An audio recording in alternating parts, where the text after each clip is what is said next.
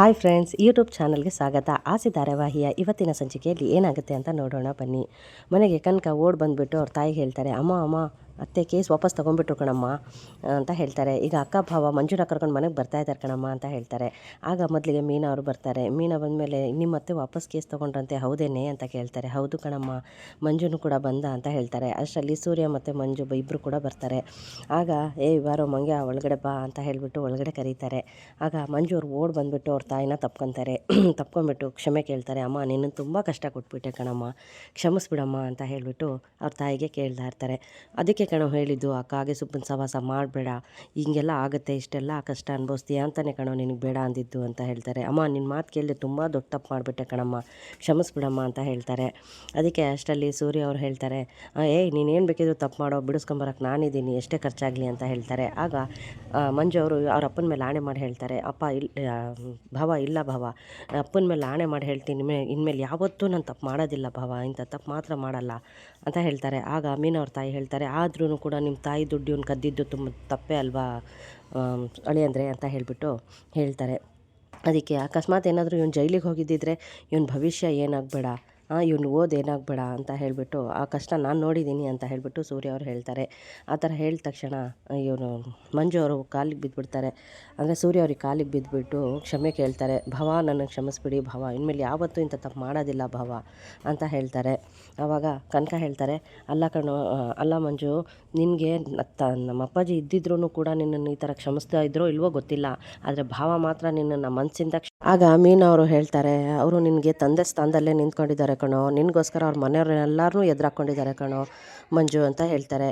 ಕ್ಷಮಿಸ್ಬಿಡಿ ಭಾವ, ನನ್ನಿಂದ ನಿಮಗೆ ತುಂಬ ತೊಂದರೆ ಆಗೋಯ್ತು, ಸಾರಿ ಭಾವ ಅಂತ ಹೇಳಿಬಿಟ್ಟು ಸಾರಿ ಕೇಳ್ತಾರೆ ಮಂಜು ಅವರು.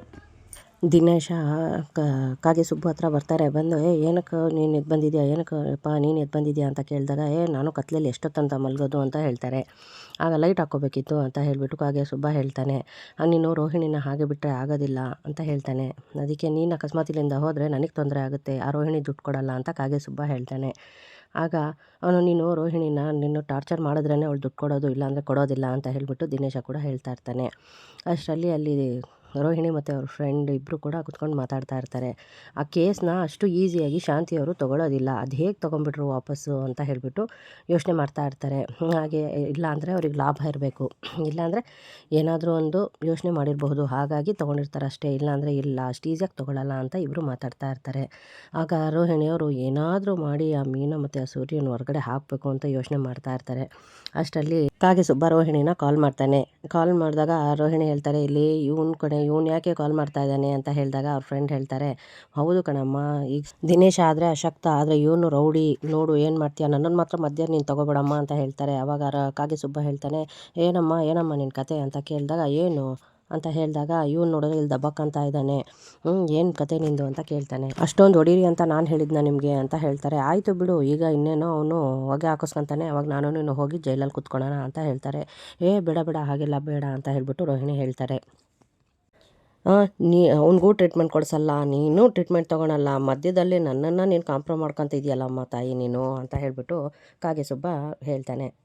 ಆಗ ರೋಹಿಣಿ ಯೋಚನೆ ಮಾಡ್ತಾ ಇರ್ತಾಳೆ, ಅಲ್ಲ ಕಣೆ ಮೀನಾ ಸೂರ್ಯನ ನಾವಿಬ್ರೂ ಹೊರಗಡೆ ಹಾಕೋಣ ಅಂತ ನಾವು ಯೋಚನೆ ಮಾಡ್ತಾ ಇದ್ರೆ ಇವನು ಬೇರೆ ಅಲ್ವೇ ನನಗೆ ಮಧ್ಯ ಅಂತ ಹೇಳ್ತಾರೆ. ಆಗ ಅವ್ರ ಫ್ರೆಂಡ್, ನನ್ನನ್ನು ಮಾತ್ರ ಮಧ್ಯ ತೊಗೊಬೇಡಮ್ಮ, ಟೀ ಕಾಫಿಗೆ ಮಾತ್ರ ನನ್ನ ಹತ್ರ ದುಡ್ಡಿದೆ ಅಂತ ಹೇಳ್ತಾರೆ. ಆಗ ಶಾಂತಿ ಕೂಡ ಮನೆಗೆ ಹೊರಡೋದಕ್ಕೆ ಅಂತ ರೆಡಿ ಆಗ್ತಾ ಇರ್ತಾರೆ. ಆಗ ಅವ್ರ ಫ್ರೆಂಡ್ ಹೇಳ್ತಾರೆ, ಶಾಂತಿ ಫ್ರೆಂಡು, ಶಾಂತಿ ಅಂತೂ ಇಂತೂ ಮನೆಗೆ ಹೊರಟ್ಯಾ ಬಿಡು, ಒಳ್ಳೇದಾಗಲಿ, ಅಣ್ಣ ಕಾಯ್ತಾ ಇರ್ತಾರೆ, ಹೊರಡು ಅಂತ ಹೇಳ್ತಾರೆ.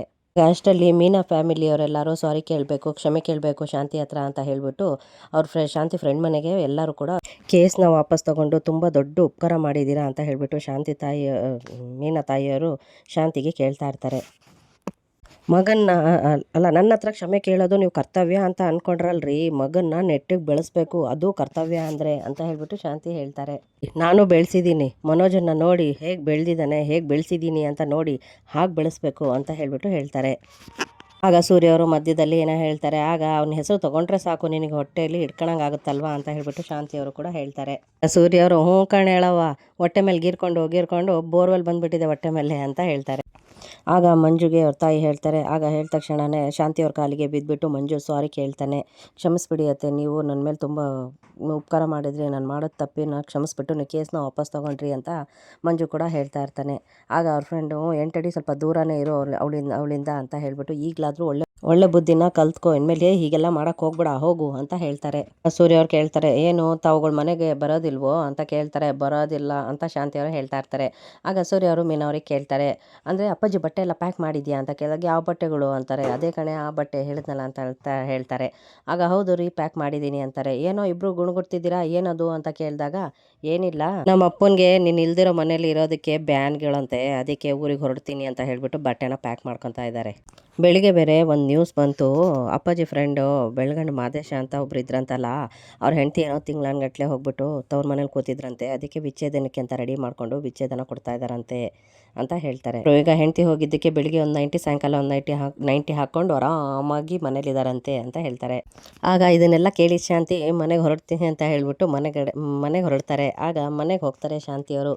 ಆಗ ಸೂರ್ಯ ಅವ್ರು ಹೇಳ್ತಾರೆ, ಒಳಗೆ ಬರೋಂಗಿಲ್ಲ ಅಲ್ಲೇ ನಿಂತ್ಕೋಬೇಕು ಅಂತ ಹೇಳ್ತಾರೆ. ಅವಾಗ ಯಾಕೋ ಅಂತ ಅವ್ರ ಅಪ್ಪಾಜಿ ಕೇಳಿದಾಗ, ನೀನೇನಪ್ಪ ಹೇಳಿದ್ದು, ಮನೆಯಿಂದ ಹೊರಗಡೆ ಹೋಗಿ ಮತ್ತೆ ಒಳಗಡೆ ಬರ್ತಾರೆ ಅಂದರೆ ಆರತಿ ಎತ್ಬಿಟ್ಟು ಮಾತಾಡ್ ಕರ್ಕೋಬೇಕು ಅಂತ ನೀನೇ ಅಲ್ಲನಪ್ಪ ಹೇಳಿದ್ದು ಅಂತ ಹೇಳ್ತಾರೆ. ಆಗ ಶ್ರುತಿಯವರು ಇಷ್ಟಕ್ಕೆ ಅಷ್ಟೊಂದು ಬಿಡಪ್ಪ ಅಂತ ಹೇಳ್ತಾರೆ. ಆಗ 3 ಜನ ಹೆಂಗಸರು ಹೋಗ್ಬಿಟ್ಟು ಆರತಿ ತೆಗೆದ್ಬಿಟ್ಟು ಅವ್ರನ್ನ ಒಳಗಡೆ ಕರ್ಕೊಳ್ಳಿ ಅಂತ ಹೇಳ್ಬಿಟ್ಟು ಹೇಳ್ತಾರೆ. ಆಗ ಕರ್ಕೊಳ್ಳಪ್ಪ ಒಳಗಡೆ ಅಂತ ಹೇಳಿದಾಗ, ಬೇಕಿದ್ರೆ ಒಳಗಡೆ ಬರ್ತಾಳೆ, ಇಲ್ಲಾಂದರೆ ಬಂದಿದ್ದ ದಾರಿಗೆ ಸುಂಕ ಇಲ್ಲ ಅಂತ ಹೋಗ್ತಾರೆ ಅಂತ ಆಗ ಶಾಂತಿಯವರು ಒಳಗಡೆ ಬರ್ತಾರೆ, ಬಂದುಬಿಟ್ಟು ಕೂತಿರ್ತಾರೆ. ಆಗ ಸೂರ್ಯ ಅವರು ಅವರನ್ನು ಕೆಣಕ್ತಾ ಇರ್ತಾರೆ. ಎಷ್ಟು ತೆಳಗಾಗ್ಬಿಟ್ಟಿದ್ದಾರೆ ಶಾಂತಿ ಸಕ್ಕರೆ ಅವರು ಅಂತ ಹೇಳ್ತಾರೆ. ತೆಳಗಾಗ್ಬಿಟ್ಟಿದ್ದೀನ ಅಂತ ಅಂದರೆ, ಹೌದು ಮೀನನ್ನ ಕೈ ಅಡುಗೆ ಇಲ್ವಲ್ಲ ಅದಕ್ಕೋಸ್ಕರ ಅಂತ ಹೇಳ್ತಾರೆ. ಆಗ ಏನು ನೀನು ನಾವೆಲ್ಲ ನಾನು ಮನೆಗೆ ಬಂದು ಹೇಳಿದ್ರು ನೀನು ಕೇಸ್ ವಾಪಸ್ ತೊಗೊಳ್ಳಿಲ್ಲ, ಹೇಗೆ ತೊಗೊಂಡೆ ಅಂತ ಹೇಳಿದಾಗ, ಪೂರ್ತಿ ಫ್ಯಾಮಿಲಿನೇ ಬಂದುಬಿಟ್ಟು ಸಾರಿ ಕೇಳ್ತಲ್ಲ, ಅದಕ್ಕೋಸ್ಕರ ಮನಸ್ಸು ಕರಗ್ತು ತೊಗೊಂಡೆ ಅಂತ ಹೇಳ್ತಾರೆ. ಕುಮಾರ್ ಅವಳು ಈ ಮನೇಲಿದ್ರೆ ಏನೂ ತೊಂದರೆ ಇಲ್ಲ, ಆದರೆ ಅವ್ರ ಮನೆಯವ್ರು ಯಾರೂ ಈ ಮನೆಗೆ ಬರ್ಕೂಡ್ದು ಅಂತ ಹೇಳಿಬಿಟ್ಟು ಕಂಡೀಷನ್ ಆಗಿ ಶಾಂತಿಯವರು ಹೇಳ್ತಾರೆ. ಓಕೆ ಫ್ರೆಂಡ್ಸ್, ಈ ಎಪಿಸೋಡ್ ಏನಾದರೂ ನಿಮಗೆ ಇಷ್ಟ ಆದರೆ ನನ್ನ ಚಾನಲ್ನ ಸಬ್ಸ್ಕ್ರೈಬ್ ಮಾಡ್ಕೊಳ್ಳಿ. ಸಬ್ಸ್ಕ್ರೈಬ್ ಮಾಡ್ಕೊಂಡಿರೋರಿಗೆ thank you friends, thank you for watching.